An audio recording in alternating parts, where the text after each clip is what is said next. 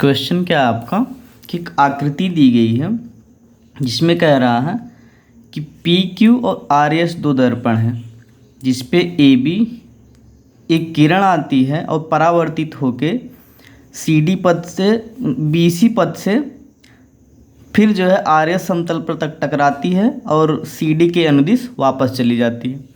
कहने का मतलब ये आपतित किरण ए बी सी के पद से होते हुए फिर समतल आर एस पर टकराती है और सी डी के अनुदिश चली जाती है। तो आपको सिद्ध क्या करना है कि ए बी जो है वो समांतर है सी डी के, ए बी जो है समांतर सी डी के है, यही आपको सिद्ध करना। तो ए बी समानांतर सी डी के लिए, समांतर के लिए क्या होता है कि जब भी कोई दो रेखा आपस में समांतर तब होती हैं जब कोई तिर्यक रेखा काटती है और उसके क्या जो है एकांतर कोण बराबर होते हैं। समांतर रेखा तब होती, दो रेखाएं समांतर तब होती हैं जब कोई तिर्यक रेखा उन्हें काटती है और उनके एकांतर कोण क्या होते हैं, बराबर होते हैं। तो ए बी और सी डी बराबर तब होंगे जब एकांतर कोण इसके, ये मान लीजिए आपका ये रेखा हो गई और ये पथ जो है तिर्यक रेखा हो गई। तो ये चीज़, ये वाला कोण और ये वाला कोण जब आपस में बराबर होंगे तभी तो ये एकांतर कोण बनेगा, और ये एकांतर कोण अगर बराबर निकल गए तो ए बी और सी डी क्या होगा, समानांतर होगा। यही तो शर्त है कि कोई भी दो रेखा तब समानांतर होगी जब कोई तिर्यक रेखा उन्हें काटेगी, उनका एकांतर कोण क्या होगा, बराबर होगा, एकांतर कोण बनेगा। तो आइए देखते हैं होती है कि नहीं होती है समानांतर। तो सबसे पहले हम क्या करेंगे, ये आपतित किरण है, बराबर ये करना है इसके। तो ये आपतित किरण है। आपतित भौतिक विज्ञान में आपतन और परावर्तन का नियम है। आपतन और परावर्तन का नियम क्या है कि कोई भी रेखा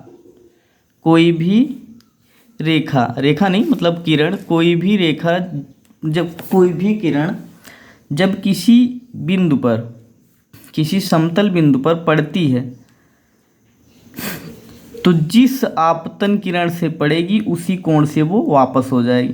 कहने का मतलब ये है कि अगर इस बिंदु पर हम अभिलंब डालें, क्या लंब नहीं अभिलंब, जब हम इस बिंदु पर अभिलंब डालते हैं ये, तो ये हो जाएगा आपका आपतन कोण, ये हो जाएगा परावर्तन कोण। दोनों क्या होंगे, मान लीजिए ये आपतन कोण है और ये परावर्तन कोण है।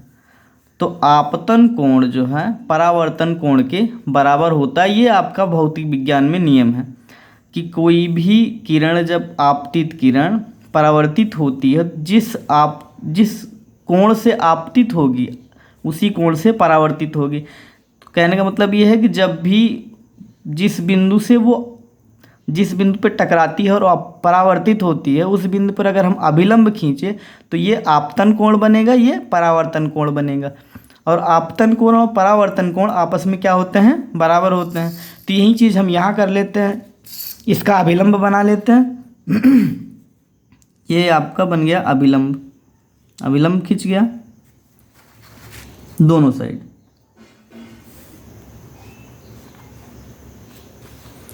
दोनों जगह क्या हो गया, अभिलंब। तो ये कोण और ये कोण क्या होंगे, आपस में बराबर होंगे। क्यों बराबर होंगे, क्योंकि यहाँ बताया गया कि ये किरण जो है आपतन किरण है और ये परावर्तन।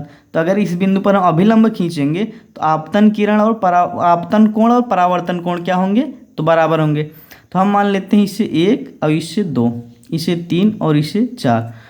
तो नियम के अनुसार कोण 1 जो है, कोण 1 ये बराबर होगा कोण 2 के, और कोण 3 बराबर होगा कोण 4 के।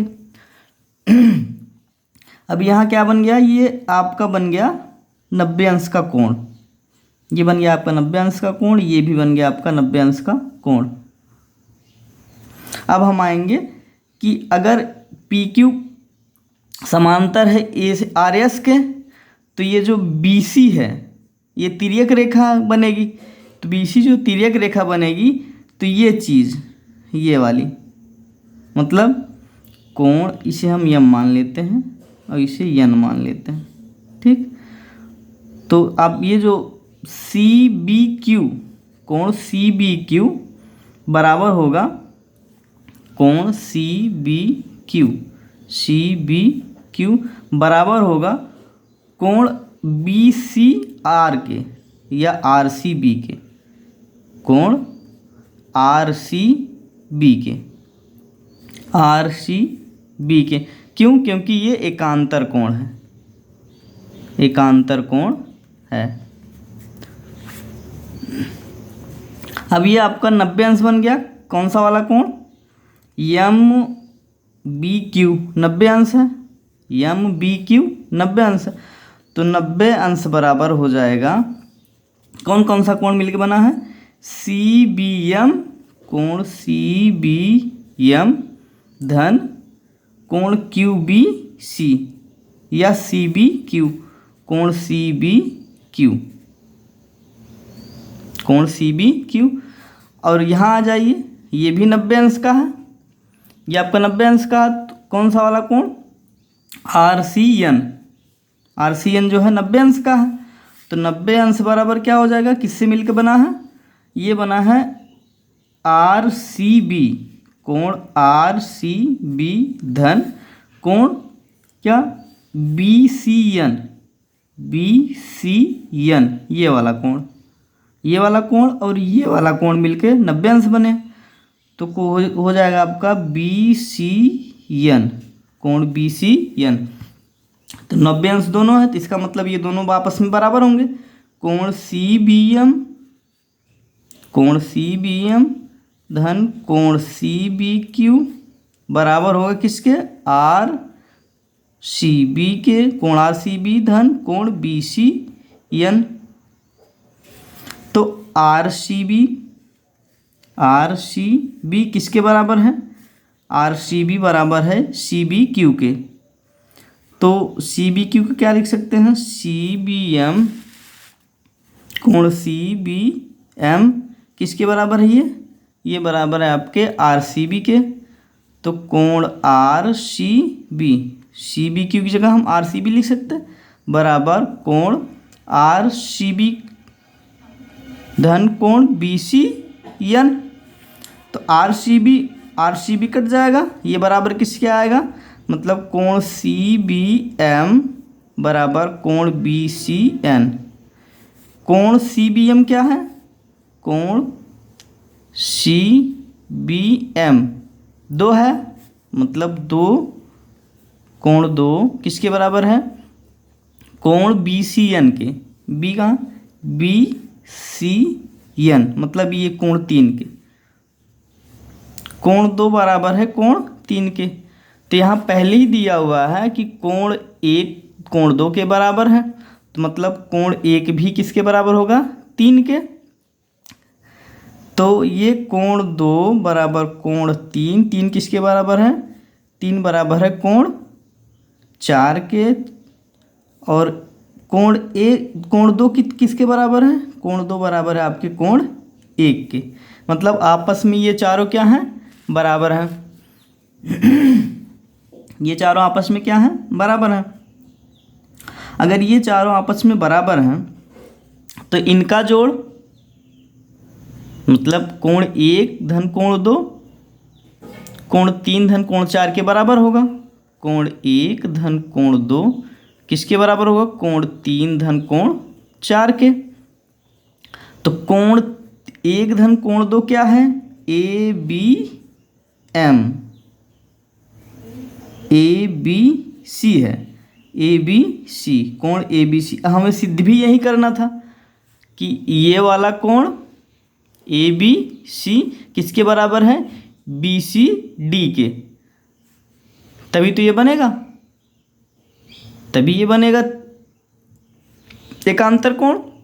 एकांतर कोण ही हमें सिद्ध करना था।